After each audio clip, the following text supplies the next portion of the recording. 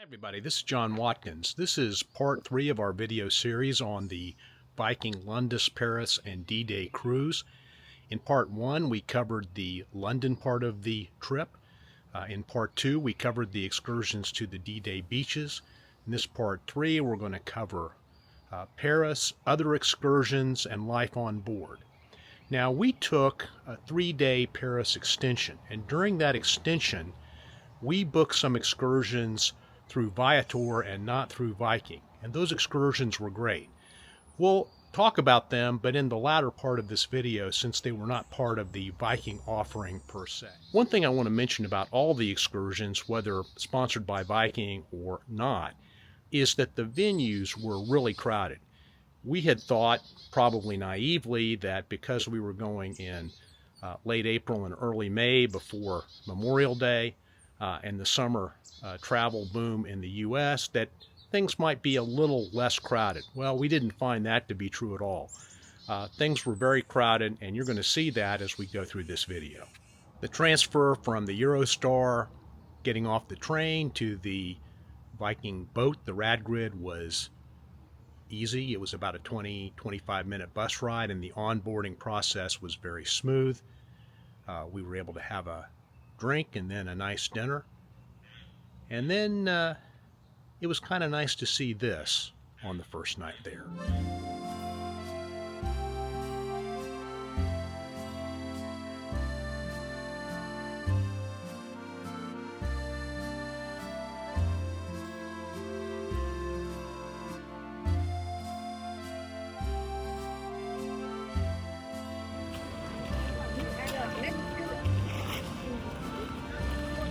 Here we are at Versailles with thousands of our friends. We'll see how it goes. At the time of Louis, the 15 weeks just a bit below the years, and at the time of Louis the 16, just above the years, just like George Washington's weeks. I was joking in the boys for the keep the 13 actually, this making is very much disadvantage. Other paintings, you know,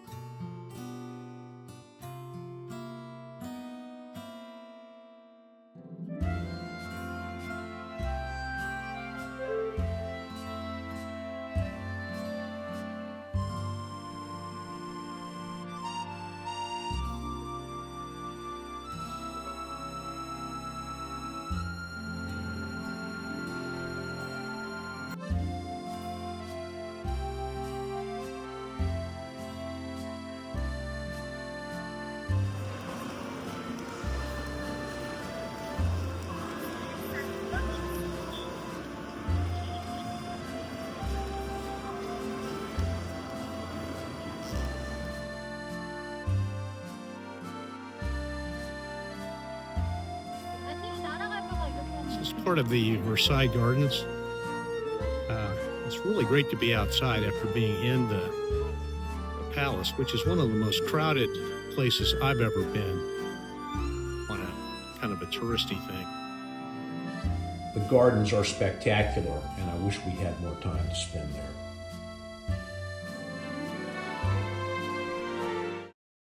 The next 2 days we toured the D-Day beaches, and you can see our separate video on those tours.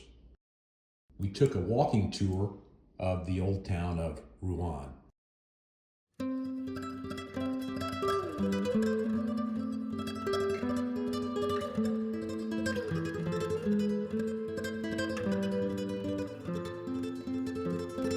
And here is a view inside. The cathedral is really magnificent.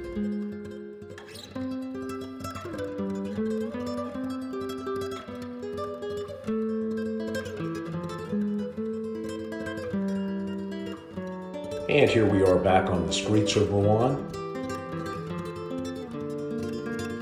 This is the Great Clock, which is a landmark, and parts of it date from the 14th century. This vibrant street with umbrellas was a personal favorite. And here's more of the street scene.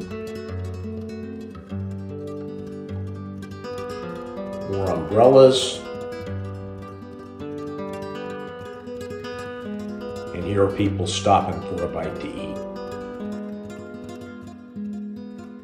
Rouen really is quite a vibrant and nice town.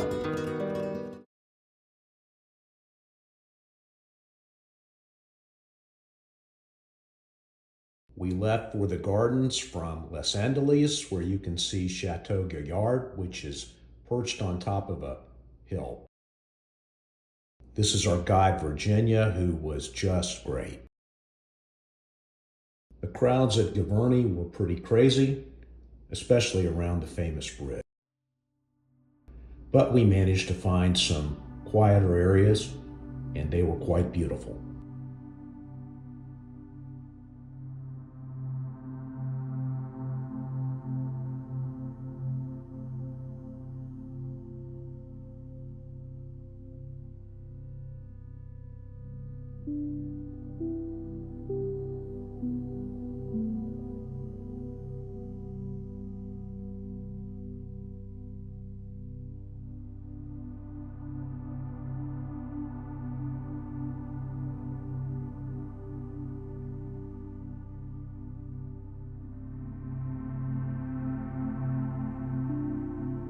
This was probably my favorite photo from the visit.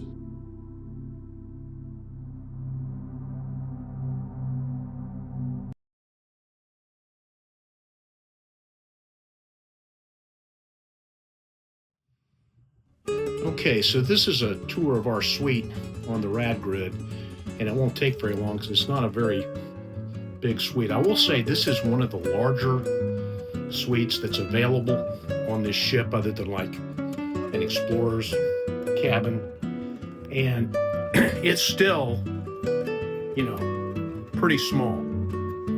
We have a seating area and then a bedroom, and you can see here a really small bathroom. It is functional, but it's pretty small. And we do have, come back here into the seating area, have a little seating area outside. You can see through the curtains. We are docked next to another Viking ship in Rouen, I guess I should say. So if I had to compare this to our experience on the Viking Saturn ocean ship last year, I would say that this suite is a little more cramped. It doesn't seem quite as efficiently organized, but it's fine. It does the job. But again, it's one of the more expensive suites on the ship. So if you're cruising on the rivers, be prepared for a fairly tight experience in your stateroom. In terms of life on board, our basis for comparison was our cruise last year on Viking's ocean ship, the Saturn. Now, there are some similarities between the ocean cruise experience and the river cruise experience based on our two cruises, but there are also some differences. The main similarities are that the service on both cruises was excellent. On this cruise, our cabin steward Betty was fantastic. The service at the bar and restaurant were excellent. I might say the service at the bar and restaurant was a hair below that on the Saturn, but it was a very minimal difference. So the service is good, at least based on our experience, on both the ocean and the river. Now, there are some differences, and that's particularly if you are coming from an experience on a Viking ocean cruise, such as we were, to a river cruise. The first difference, and I think this is well known, and I think Viking makes this very clear, is that the cabins are generally much smaller. In fact, the basic offerings on the river cruise are really small. The second main thing is that the dining options are more rigid and more limited. There's a set time for breakfast, lunch, and dinner, and you need to be prepared to eat during those hours. There are no specialty restaurants. There also is no room service offering. We really enjoyed the room service on the Saturn, especially for early excursions. So it's much more limited in terms of the offerings. In terms of the food quality, we found the food on the rad grid to be good. We thought it was a notch below that on the Saturn, frankly. And that was a bit of a disappointment. Another note about the dining on the Radgrid is that it is very much a communal experience. The tables are large and they are designed for people to sit together and get to know each other. It was fine for us. Some nights we probably would have preferred to sit alone, but if you're averse to sitting with people you don't know, you need to know that before you book a river cruise. But if you like that communal environment, the river cruise is probably a really good option for you. Difference, and this is probably no surprise, is that there are just fewer places on the riverboat to get away and do things than there are on the ocean cruise. There is no spa on the riverboat, there is no gym, and there just seem to be fewer places where you could go away and read a book or work on your computer. This slide summarizes the differences we found between the riverboat and the ocean ship. We preferred the ocean ship, but others may prefer the riverboats. It's kind of all up to you and what you like.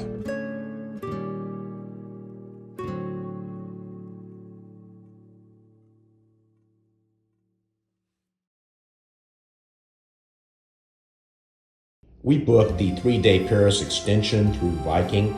Viking put us up in the Pullman Hotel Eiffel, which was a nice hotel. The transfer to the hotel was smooth and easy, and Viking's representative Arnaud, who was there the entire time of the extension, was very helpful. He had arranged for us to get in our rooms early, and that was really nice. And the view out the front door was pretty spectacular, whether during the day or whether during the evening. We booked 2 tours in Paris through Viator. We had friends from Switzerland joining us and booked these in advance.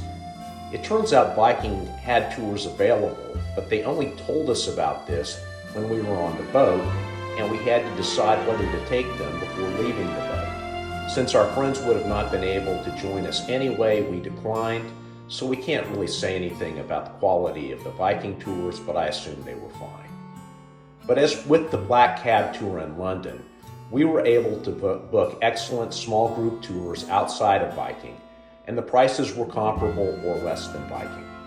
Come along and we'll show you what we saw.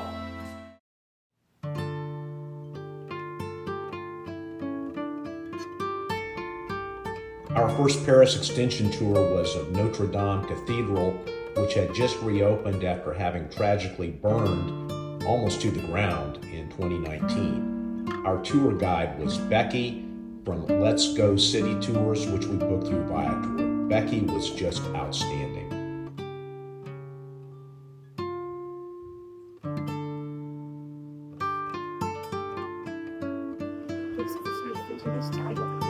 Notre Dame, kind of the center glass, stained glass. Very crowded today, even though we had tickets that let us go in very easily. A lot of people here. Very beautiful.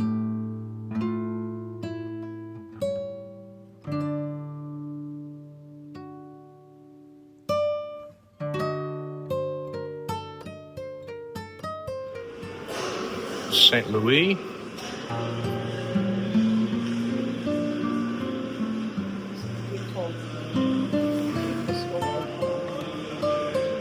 It is a beautiful sculpture of Jesus.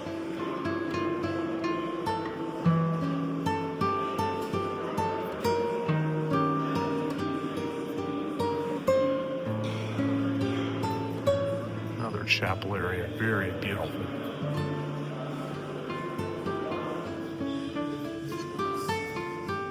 And here's a wall of carvings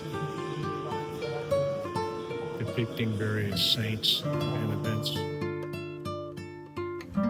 This is a famous statue of Mary and Jesus that miraculously survived the fire.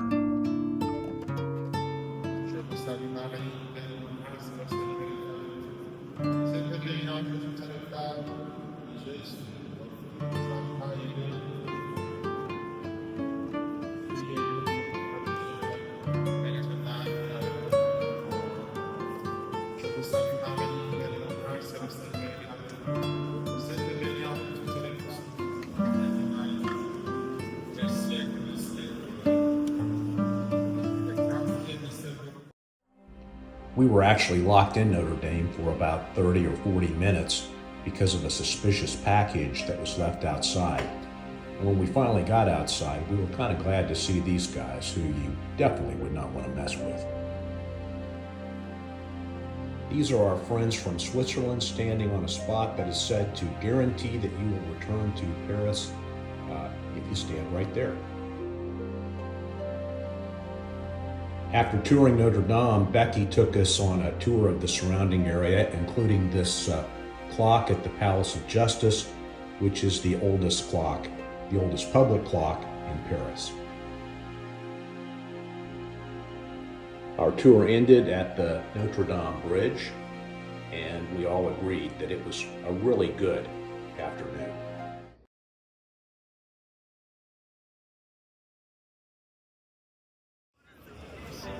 And here we are at the Louvre on a mostly cloudy day. Lots of people around here, many people doing selfies and poses, and seem to be enjoying themselves. We have a tour. It's supposed to be a private access tour. Hope it's as good as the Notre Dame tour yesterday. We'll see. This is the Arc du Carrousel, which is right outside the Louvre, and you can look through it and see the pyramid that marks the entrance to the Louvre. It's just a massive outdoor area. The tour was with City Wonders, and we booked it through Viator, and this is our guide, Carolyn, and she was very fast-paced and excellent. Big pyramid. It's very famous. It's about the main reception area.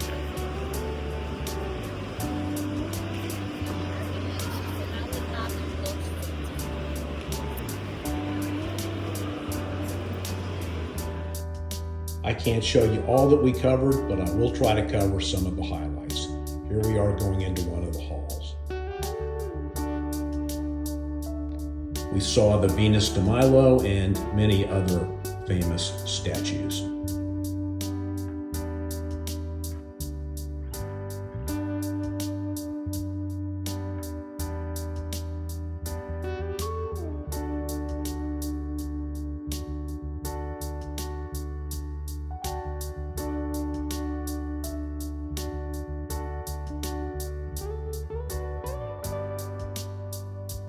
As at Versailles, some of the best photos were looking up, and looking up did not disappoint. This massive hall, which is one of many, gives you an idea of just how huge this museum is.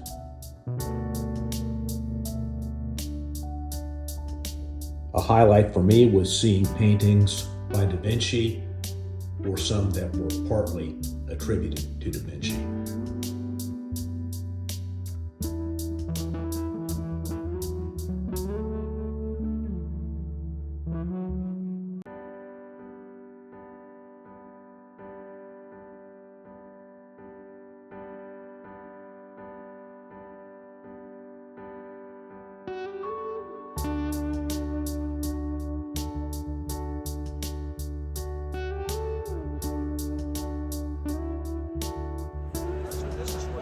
Carolyn said the crowds were down so that we should hurry to get in line to see the Mona Lisa. Well, it was still pretty crazy.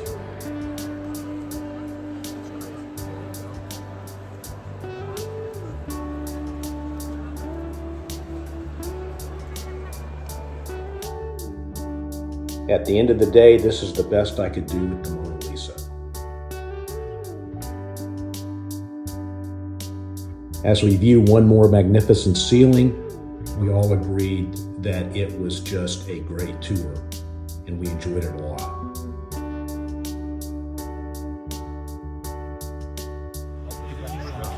So this is our last day in Paris, and we're just kind of taking an easy day near our hotel. This is Rue Claire, which is a shopping street with just amazing stores with fruits and vegetables, lots of cafes, very, very Parisian.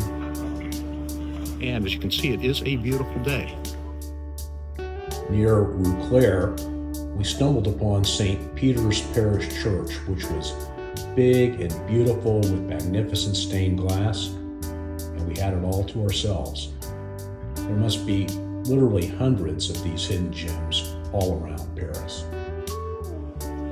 And this is the Eiffel Tower from at or near the official viewpoint, according to City Mapper anyway. And it's a pretty good viewpoint. Look over here, and there's the Seine. Boats, apartment complexes, it appears. Clouds are coming in. It's getting cooler. Still a nice day, though. Paris has a quarter-scale replica of the Statue of Liberty right on the Seine. That's pretty cool. Well, our Paris extension was at an end, so it was one final view of the Eiffel Tower before we got in the van to go to the airport. It was a good 3 days.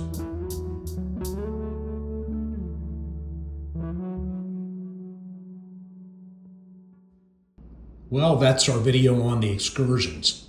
At the end of the day, we really enjoyed all of the excursions, well, once we kind of got used to the crowds.